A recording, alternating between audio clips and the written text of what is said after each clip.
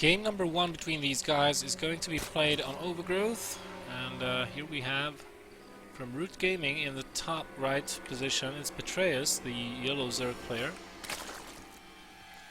And here is Strelok from Team Cascade, the red Terran player in the bottom. Last time around on this map he opened with a gasless expansion, which is something that I have not seen for a little while.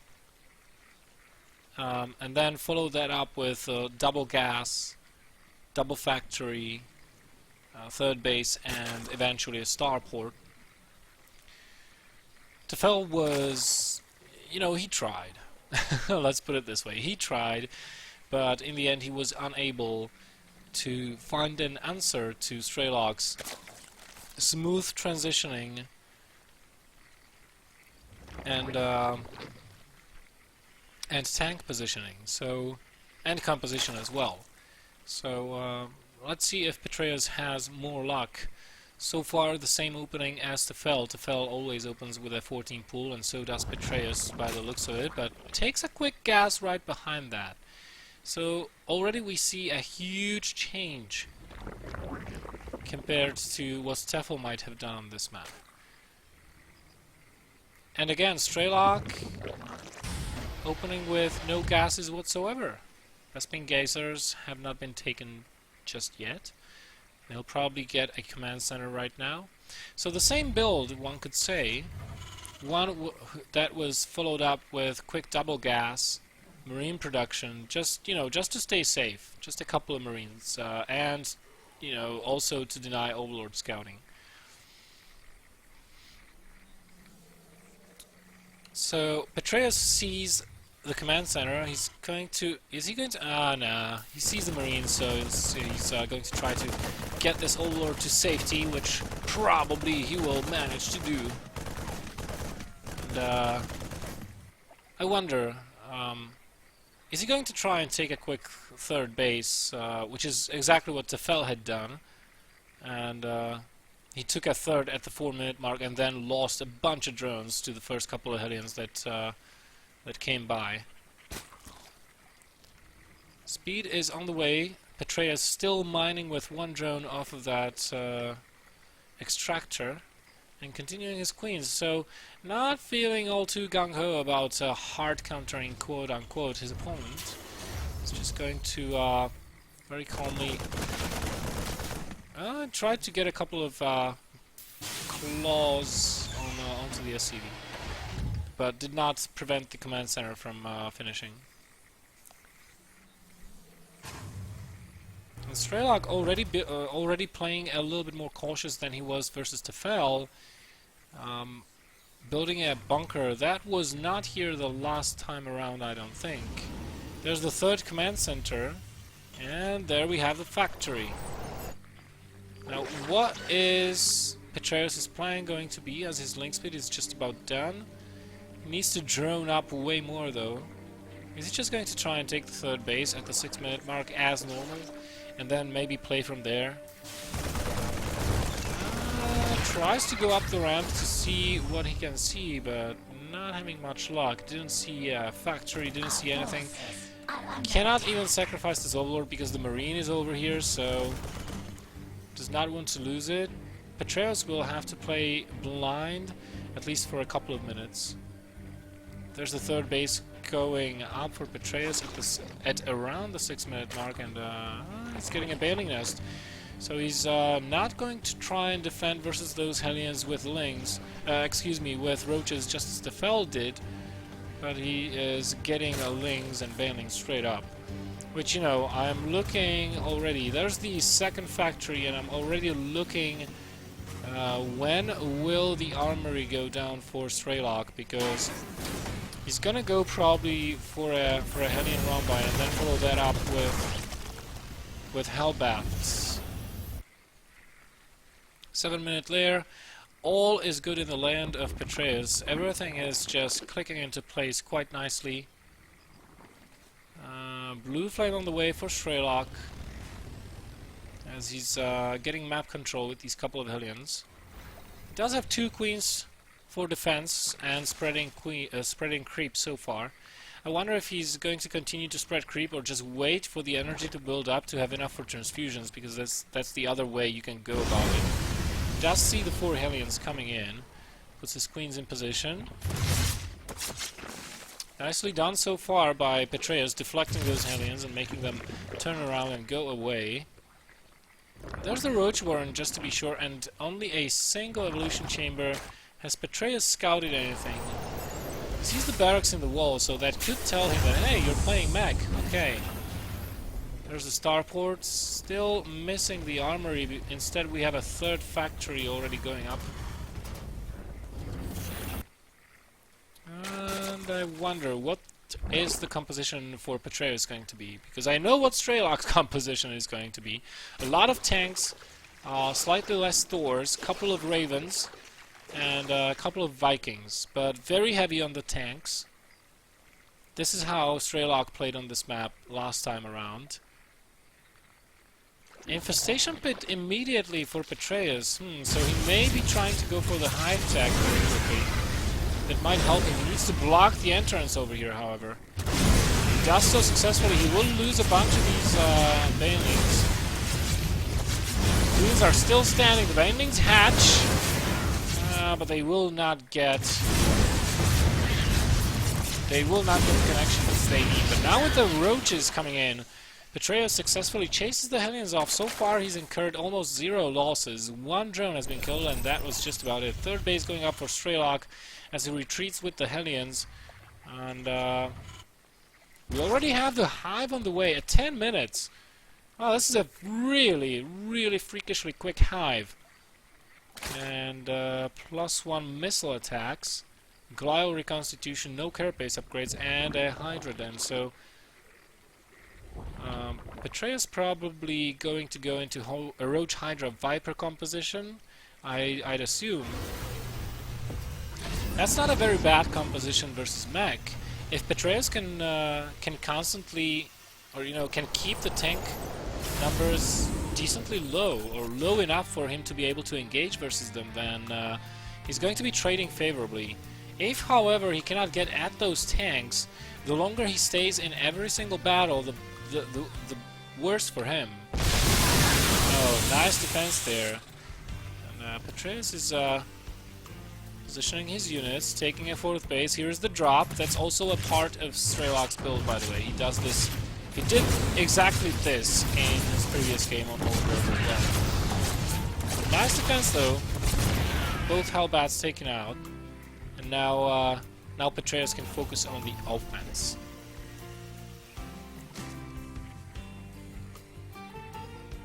Grooved spines on the way. I still see no Vipers, however. Not too many Hydras on the field. There's the first Viper in production, finally.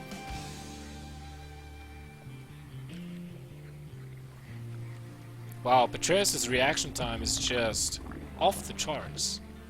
This guy is fast. But so is Strelok, always keeping an eye on the minimap. Those roaches will not make it too far, as there's quite enough units here to chase them off. Petraeus finally has lost that scouting overlord that's been there this entire time, the entire 12 minutes. Does get his 4th base up relatively in safety, to be honest. 72 drones to 75 SCVs. I'd say that Strelok almost has too many SCVs for his own good. And Petraeus is a little bit down on supply because he's been taking up so rapidly. But right now the supply gap is going to close very quickly now that he does have the income that he needs to build a composition that is going to be, at least according to him, ideal for dealing with what Strelok has. But still, positioning is going to be key in engaging Strelok's fortified area over here with all those tanks. And this is not a good start for Petraeus. Does pull back, has to wait for the Vipers to cast some blinding clouds or maybe a ducts. Have to be very precise with his mouse clicks though. Couple of drones going down at the 4th base. The gases are what's important though, not the minerals at this stage. does kill that 4th command center, so nice pickup there for Petraeus. And unfortunately these rocks are still in place, so he has to go the long way around. Strelok with the scans on top of everything. He sees the army. He sieges up and he's just going to wait and optionally or potentially try to bait Petraeus into engaging through this choke point, which would be a folly to do. So Strelok unsieges, moves back, will try to take the 4th, but he won't be successful in that. Petraeus playing with fire right now. With the blinding clouds, with the abducts. Nice blinding clouds, forcing all the tanks back actually. Letting Petraeus' army to get at the Thors and get 4, maybe 5 tanks for free. Petraeus trading very well in this engagement, moving past the tanks. Is it just going to... let's take a look at what has been lost. 6 tanks. Okay, that's not too bad. But Petraeus is lacking gas. For, I mean, I think he lost all of his Vipers there. Yeah, 6 Vipers. That's a huge loss. At the same time, there's not much that you can do about it, because once you close in onto the mech army, you are going to lose those Vipers anyways. So you just have to make sure you get the best blinding clouds / abducts that you can, because the Vikings are going to shut those Ravens down, Vipers down, excuse me, anyways.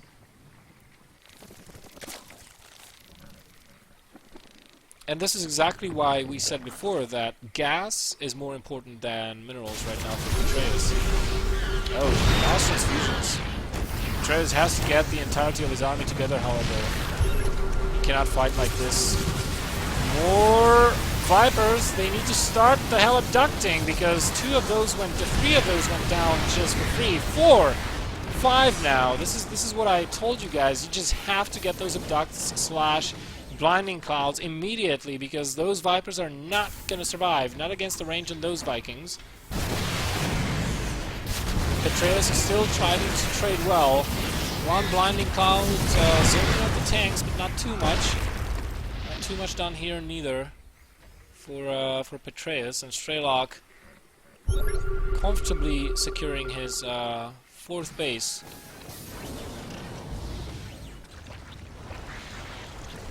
Just anticipating every single move that Petraeus is doing. These queens all so off-creep. He may even lose those. He's not careful. More reinforcements streaming in, but I feel like Petraeus is losing his footing a little bit. Strelok taking a 6th base, actually 5th base. Sorry. Now that Strelok is almost maxed, he just goes for it. Petraeus' army all the way on the other side of the map. Petraeus cannot base trade. He does not have the ability to shoot down buildings. He can't base trade. He has to go back. It's going to take him ages before he gets back. The 3rd will be gone. The 4th will be gone. Excuse me, the 5th. Well, the base up here in the corner. He didn't lose that many workers, but 1 base is down. Strelok sieges at the most opportune time for him. Petraeus' army is all bunched up. Nice blinding clouds from the back. Petraeus tries to close in on the tanks. Will he be able to wipe out this force? It looks like he will be able to push through. Unbelievable. Unbelievable. From such an angle, you can kind of see how important those key blinding clouds are in battles like these. Without those blinding clouds, this army would have been toast. Or, you know, a lot smaller than it is now. So as it is, Petraeus, yes, he lost a base, but he traded quite well, I'd say, in that last engagement. And he didn't lose too many drones. He's still on 81. Resources lost are very similar. If you can get this planetary fortress destroyed before it completes, that would actually put him slightly ahead in my eyes in this game. Is he going to go for it? The planetary is already done. But he's going to kill it. There's no way Strelok can get there on time. Yep. Goodbye. And all those fresh mules are completely useless as well, Commander. So third base being rebuilt. Petraeus has to be careful of not letting this Hydra then bleed out though.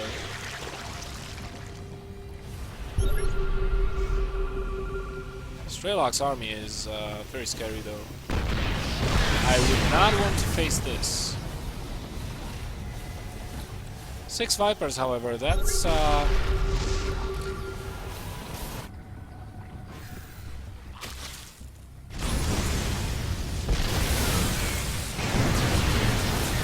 oh, now the PDDs start coming in. That's gonna put a damper on all those Hydras.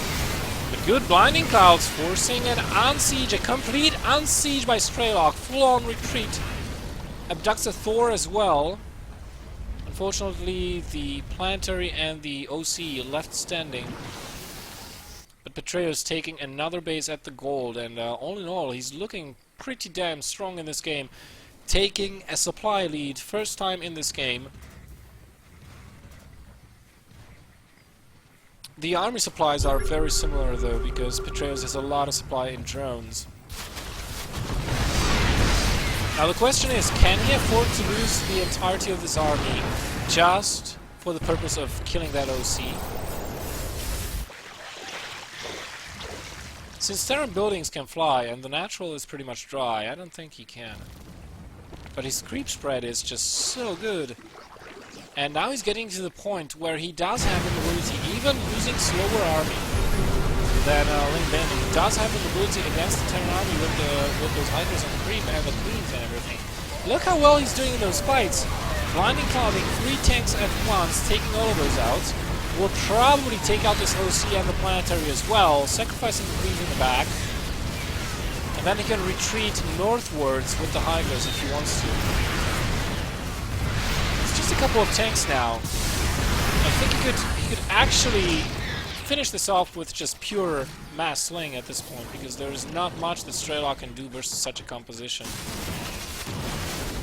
10 more Roaches, 9 Hydras, 5 more Vipers. Petraeus playing this really well.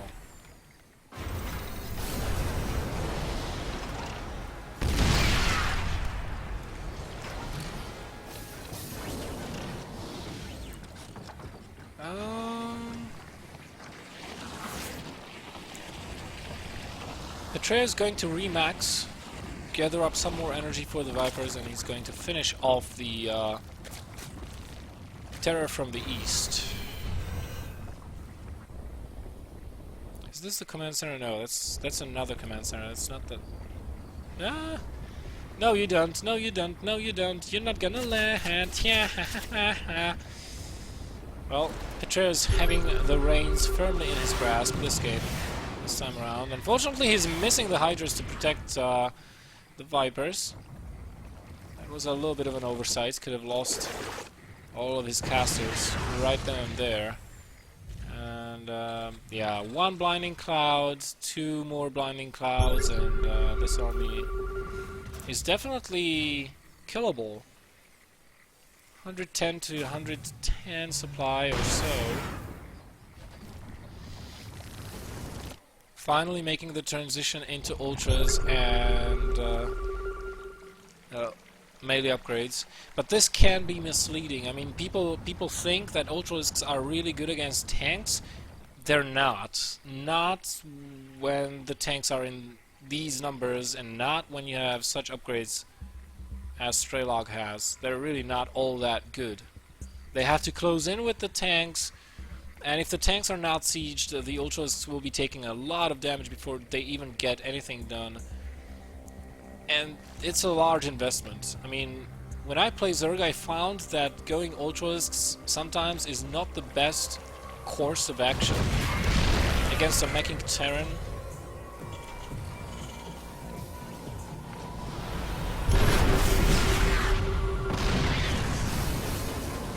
And I feel like Petraeus, if he wanted to, he could take this base right now. Or maybe even this base. It's not like Strelok can do anything about it. He tries to break out. His natural is gone. Dry. You're not gonna get any more minerals out of there. And Petraeus uses this opportunity maybe to... No, he does not. Strelok maneuvering very well on this map. To take out this group of Hydras. Very likely. But Petraeus going from all angles. Blinding, clouding everything. Unfortunately, he doesn't have enough on the ground to finish the job.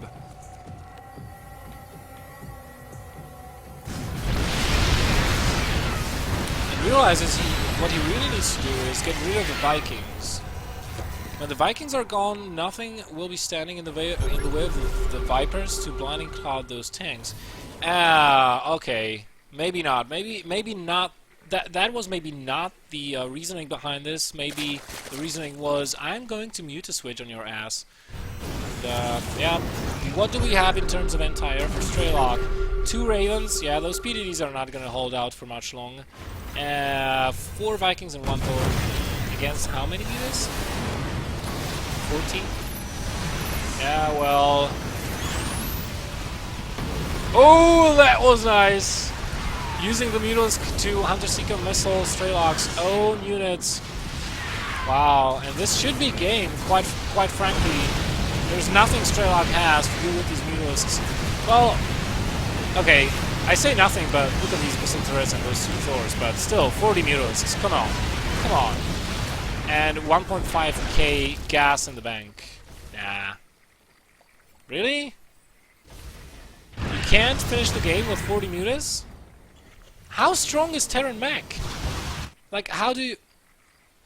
Oh, he finally took that base. I love it. Takes out another OC. Retreats before he incurs any damage. I'm not entirely sure if Strelok realizes that this is actually a structure right here. I think he does. GG's out of the game, unable to cope with Petraeus' robust economy and constant reinforcements. 1-0 Petraeus.